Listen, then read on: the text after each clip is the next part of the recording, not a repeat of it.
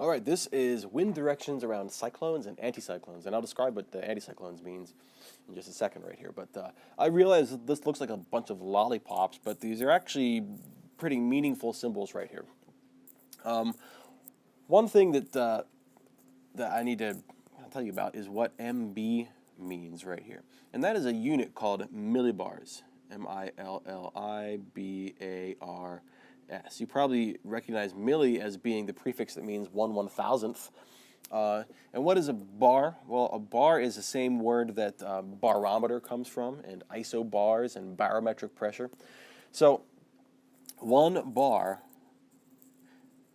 equals really the weight of 1 atmosphere. Okay.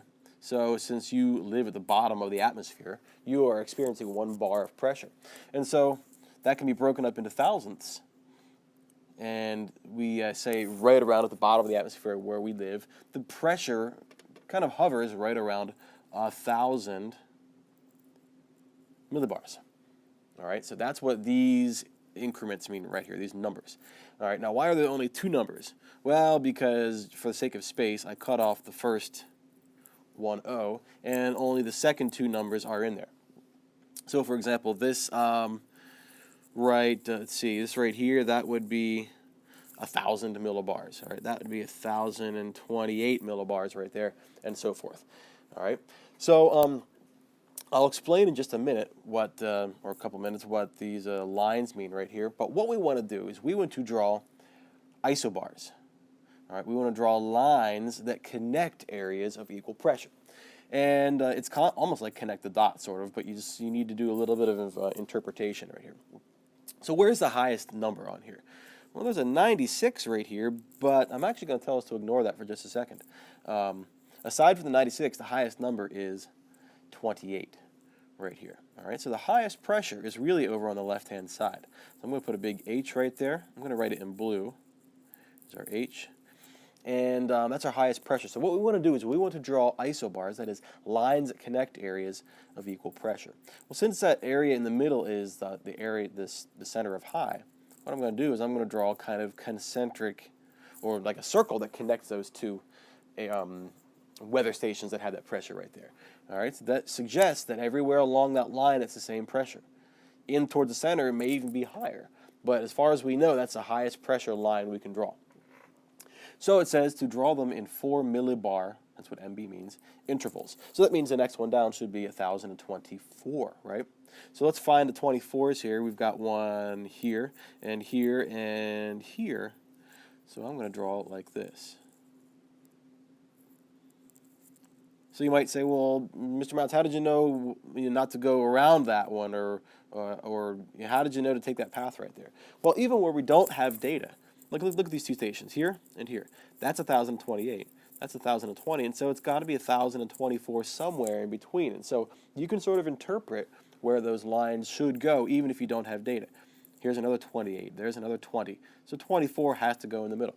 Remember, these lines are kind of like stairs, represent the edges of stairs, and as you step down, it goes from high to low. But all along the edge of that stair, it's the same height.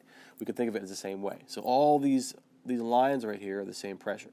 I'm now drawing a 1,020 millibar isobar. All right, millibar is the unit, and isobar is the actual line. Iso meaning same, means same pressure. All right, so there's our 20 right there. Did I miss any? No, I don't think so. All right, 16, 1,016. Connect the 16s, not the 12s, right? There we are, and then the 12s are all the way on the outside. That's pretty easy.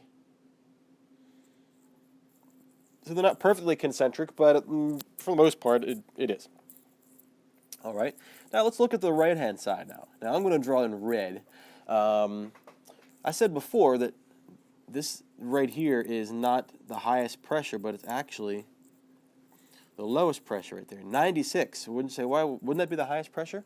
Well, remember, I said the atmospheric pressure hovers right around 1,000. So that's not 1,096, but what is that? It's actually really low. It's 996. So it's actually below 1,000. So it's really a low pressure right there. So there's no other 96 to connect that to, so I'll leave it all by itself. But I will connect, what's the next increment up? What's the next interval? Well, 4 up from that, right? 1,000. And so we have a couple thousands right here that I can connect in a concentric circle like that. What do we go up from 1,000? We go up to 1,004, right? 1,004, like so. And then 1,008, which is all the way out here. All right, and this is a very common configuration. All right, we've made 2 sets of concentric circles, a center of high pressure and a center of low pressure right here. Now, let's ask ourselves, what direction does the wind want to flow? Well, remember we said before when we talked about the pressure gradient, that is, these lines are the pressure gradient, almost like stairs stepping down. Air always wants to move directly across from high to low at all times. All right, straight across, perpendicular. That's the pressure gradient force right there. Remember, gradient meaning a change over distance. All right. So air always wants to flow from high to low, so it's going to flow out of the area of high pressure, and it's going to flow into the area of low pressure right there. Okay, that's great, but hopefully you drew those in kind of light colors or light lines, because the air doesn't actually take that path. Why not? Because as we said before, the Coriolis effect causes any fluid, whether it's air or water, to deflect off to the right. And so this straight line going across right here, right from high to low, is actually going to be bending to the right. That's going to be bending to the right. This guy is going to be bending to the right, to the right, to the right, to the right, and so forth. Similarly, on the right-hand side, the wind wants to flow right to the center, is going to flow to the center, but it's going to swirl off to the right because of the Coriolis effect. All right, and so we have these 2 pressure areas right here, one high pressure and one low pressure, and wind is going to want to swirl in one direction or another. On the on the left-hand side, it flows outwards. And what direction is that? Clockwise, right? Kind of like that. We call this an anticyclone. I should have made that capitals, I guess, but A-N-T-I, cyclone. On the other hand, a cyclone, which is over here. Air always flows inwards.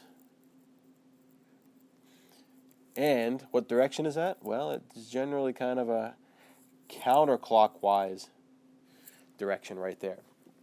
We're going to focus more on cyclones rather than anticyclones. Because they're more important? No, but because we actually see effects of these. We're going to see a little bit later on how low pressure causes us to see storms, to see condensation and wind and rain and all that stuff. We see cyclones just about as often.